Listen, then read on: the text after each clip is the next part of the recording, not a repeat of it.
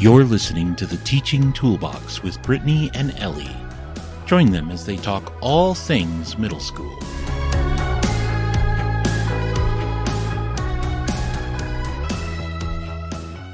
Hello, and welcome to the Teaching Toolbox as we spend another week looking at transitions for middle schoolers. I'm Ellie, and I'm here with Brittany. Hello. Today we have Andrea here from History Gal to talk about the transition to high school. Hello. Andrea had the opportunity to work in a freshman academy, which gave students a year to prepare for transitioning to high school, which sounds like a fantastic experience to me. Thank you, Andrea, for joining us. Could you introduce yourself to our listeners? Sure. I'm so happy to be here. My name is Andrea. You may know me as History Gal. All of my teaching experience is in high school. I taught 9th, 10th, and 11th graders, mostly U.S. history, world history. And then I had this one amazing year as part of the freshman academy where I taught world history. Do you want to talk about your store at all? I have resources for middle and high school for U.S. history, world history, and civics. And my goal is to make them as engaging as possible for students and as easy for teachers to use. Ooh, love that. Great. Well, we are so happy to have you here today to talk about transitional challenges. Can you tell us about your freshman academy and how it worked? Sure. So the idea for the freshman academy came from the fact that freshmen have a very high failure rate, especially when you look at freshman-only classes like health. Those tend to be the classes with the greatest failure rates. And so the idea was born to try to figure out how to help freshmen with the transition and kind of reduce that failure rate. And so ended up incorporating kind of the team approach that you guys use in middle school all the time. So we had teams, and our teams consisted of a history teacher, an English teacher, a health or PE teacher, and a science teacher. We did not have a math teacher in our team just because the high school level, there's so many different math classes. It was really hard for them to figure out a schedule to make, because it ends up being this huge puzzle. Yeah. It's trying to get classes fitting and everything all together. And so we had our team of 4. We had a dedicated counselor, and then there was an assistant principal that was dedicated over. We had 2 sections of the freshman academy. Okay. And so we had lots of meetings, lots of prep. And then, so in high school, we were on the block schedule. So it's a 90-minute class. Okay. Our school was on what they call an alternating block schedule. So it means you have your 8 classes, but you only have 4 each day. So it's an A-B block. A day, you have 4 classes. B day, you have 4 classes. They're different and they rotate. So as a teacher, you're seeing your kids every other day. Mm-hmm. And so one of their 8 classes that they had to take was a study skills, all character ed, all kinds of we called it freshman focus. Just a lot of brainstorming and trying to figure out what we all felt freshmen needed more support with. And so there was this entire class that was dedicated to how do you study time management. That's fantastic. And then something that kids are usually used to in middle school is teachers have kind of the same, now I'm blanking on what the words are, but same procedures. Like on a team, they might have the school, same procedures and expectations. Yes. But then in high school, it's like everybody's different. Yes. So it could be one teacher has their policy and late work is this, and another teacher, one is X, one is Y. And so there was a lot of making sure everything is the same in those teams. So students kind of knew what those expectations were. And sometimes those are done at the school level too. Yeah. I know there's a movement where there's a specific late work policy, or there's a specific, if you are acting out in your class, this is what the procedure is, or we're going to contact your parent first. But when I was doing it, each high school teacher had some autonomy to kind of tweak things and do things their own way. And so in the academy, year 4, core teachers had the same policy. And we actually had like a homework box, and every kid before school had to drop their homework off in the homework box. Okay. So it was a way of trying to minimize, oh, I handed it to you. No, you didn't. Trying to really work on getting the homework in. And of course, now everything is, I'm kind of dating myself a bit, everything now can be submitted electronically. A lot. Yeah, that's true. Yeah. So there's a lot of trying to catch kids before they fell through the cracks. There was a lot of meetings with parents, a lot of meeting together as a team with the counselor, trying to help kids, because we want kids to be successful as their freshman year, so then they can continue on. If you end up failing your freshman year, it's really hard to dig out of that, and then you end up seeing those kids just, dropping out or just being a fifth-year freshman, and you're not really helping. So that was kind of the purpose of it. Sounds like a fantastic support for those students. Did you feel it was successful? Yeah. So I reached out to the counselor who was over my team, and I said, hey, do you have any of the stats? And he was like, I know it was successful, but I don't have any of the hard stats anymore. Which is kind of a bummer. But it was a lot of work for scheduling. It was a lot of work because it was in a high school. So we had basically a wing. Okay. So it was a lot of moving teachers and trying to get everybody in one area. And so it was really dependent on the principal supporting the project. And then, so eventually you start getting some tensions, like we want to offer AP World History, but we can't offer it if we have the Freshman Academy, because in the Freshman Academy, we're having everybody taking the same classes, and they're not going to be an AP level class. So you start seeing some of that tension. And the freshman focus class is something that's required, kind of school specific. It's not a state requirement.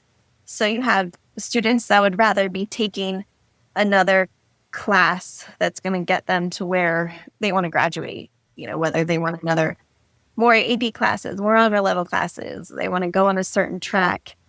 And so there ends up being a lot of tension of, you're like, I don't need that study skills thing. I want to take something else that's going to get me further ahead. It ended up being, kind of shorter lived. It's not in existence anymore. How did things like music or like band or things like that, was that something that played into their schedule or that they had time for? Or was that extracurricular stuff? Yeah. So you have basically the block schedule, you have 8 slots. And so you've got 4 of them are your team classes. And then you're going to have a math class, which makes 5. You've got to get a foreign language in somewhere. Okay. Which makes 6. And then you had the study skills. Yeah. Had the freshman focus class. So then you end up as a freshman with kind of one elective, which again, if you have sometimes, because the AB schedule makes things harder. And so if you have a band class that's trained to meet on both AB days, that takes 2 slots. So yeah, it can get complicated. It gets really complicated. Yeah. So you've got pros and cons for sure. Yeah. I think unfortunately without a freshman academy, it's up to the individual teacher to try to incorporate study skills, or if you need to work on your students on how they're writing, you're doing that yourself.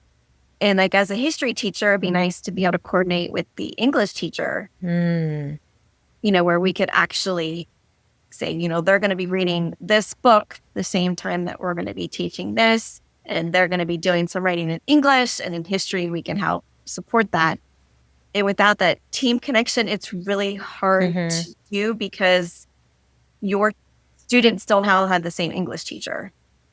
Yeah, that makes sense. I was going to say, did you ever have that experience at any other level where you could collaborate like that? But if they all have different English teachers and they're doing different things. Yeah, so it ends up being typical because there's usually several English teachers that are teaching, 9th grade English.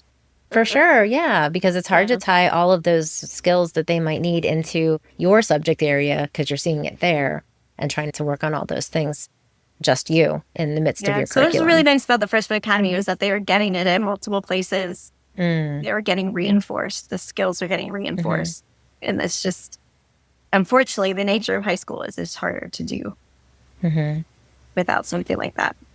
Do you recall like what specific types of study skills were worked on, like test taking strategies or research, like what types of, how to study type stuff? Yeah, so the beginning is going to be just really basic, like how do you take this information that your teacher is giving you and what are different strategies? Some people are oral, some people it helps when they're moving and learning, and others it helps, if you're teaching somebody else. So we did a lot of those kind of Myers-Briggs kind of personality tests, things where you're trying to figure out like what kind of learner are you? And based on what kind of learner are you, then these are some strategies that will work for you. And not everything can work the same for everybody. It's different. And then towards the spring, when we have, the state testing push, there's a lot of like, how do you take a state test? Like you look at the information that they give you, how do you eliminate something? And time management while you're taking a test. We're able to kind of build upon. Like, how do you read a question and decipher what they're asking, that kind of thing? Yep. And I mean, a lot of it is on also with time management with tests, but time management in general. Like you have a project due on this day. The freshmen all had planners, and so they're expected to put things in their planner, and we're checking to make sure that, they're writing things down. So trying to give them the skills to know how are you going to know what's due? It's a little easier now where they can look on Canvas or they can look Google Classroom and see due dates and those kind of things. But they still have to work it into their life and how they're going to get everything done. The prioritization of what's more important right now. What hours are you working your job? When do you have practice after school? And trying to help them figure out how to get everything done. Yeah, I think that's really critical. Sometimes I feel like we assume that by the time they reach us or the time they reach middle school or high school, they've been doing homework for years. They've been doing projects for years. By now, they probably have a good handle on it, but a lot of them just don't. Yeah. And maybe nobody else really taught them how to manage their time like that. So that's really important. Things like sleep. You need to get to sleep. Absolutely. I told my daughter she had midterms this week, and her biggest midterm was on Wednesday. And I told her on Tuesday afternoon, I'm like, the chances you're going to learn something this afternoon that's going to help you is very slim. The chances that a good night's sleep is going to help you is very high. So go to bed, get some sleep. Well, they say, like studies I've heard say that if you sleep after you study, you retain it much better because your brain is working on it while you're sleeping. It's strategy. Did you ever get to like talk to the middle school teachers before, of the students who were coming to you to ever, I don't know, work together on transitions, or was that no communication? We did not. And actually that would have been an amazing idea. I'm not really sure why that would. We never really, I didn't teach 8th grade, so I can't say that there was not a lot of communication. Maybe between 8th and 9th grade there was, but there's so many teachers in the 8th grade level across our district, and then so many in the freshman level. I don't know that they ever actually met. It would be really nice, I think, to have 8th grade teachers and 9th grade teachers get together and be like, what do you wish we knew, or what do you wish the kids are coming with? If you could pick 2 or 3 things that you really wish kids came from middle school with, do you have anything that's like at the top of your list? Or you're like, I really wish they could do this. Time management, just because it seems to be different in that middle school. It's maybe a little bit easier to like turn in late work. And then high school classes tend to, especially if you're doing a block schedule class that's maybe for 90 minutes, it's either meeting for 90 minutes for just a semester, or you're getting that 90 minutes every other day. You're getting a whole lot more material in like one sitting. And that's going to help when you make that transition to college, because that's going to be even crazier with the amount of content that you're getting, and having to just trying to keep track of what you need to be doing, what's going on with your classes, how much time you need to be studying, how much time you need to be allocating for working on your project, or so just really working on time management. And then second is homework. Like, actually do the homework. Do it. And turn it in on time. I'd like to think most teachers have a reason for why they're assigning it for homework. It's not just busy work. But I think a lot of times freshmen don't realize how all of those zeros add up. Yeah. And they don't understand the consequence of that. And so it's like, oh, I just didn't do a couple homework assignments. Well, yeah, but now if you look at your grade is significantly lower than what it could have been. And the homework is an easy way to pull that up. Yeah. When you ask for a third one. If you have one. Like, is there anything academic that you think really, like, I wish these kids could do this, or the students could do this academically when they come to high school? So plagiarism is a major, and even now with AI, it ends up being a whole nother ball game. But just understanding the concept of plagiarism, just because you copied something and pasted it into something new, it doesn't make it yours. Right. And it's just not so much malice involved, just kind of like ignorance kind of? And not really thinking about it. Right. Well, like, I only took a little bit. I didn't take 3 pages. It was only a little bit.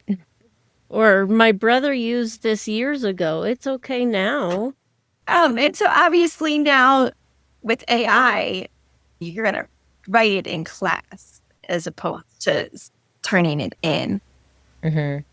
But just really this realization about what it is, why it's important to do your own work.